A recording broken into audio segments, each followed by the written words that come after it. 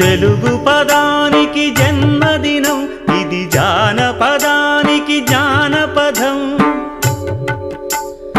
ఏడు స్వరాలే ఏడు కొండలై కలసిన కలియుగ విష్ణు పదం. అన్నమయ్య జననం, ఇది అన్నమయ్య జననం, ఇది అన్నమయ్య జననం.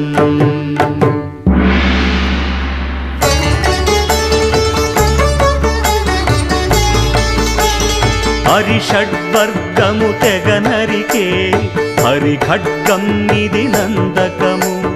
బ్రహ్మలోకమున బ్రహ్మా భారతి నాదాశీసులు పొందినదై.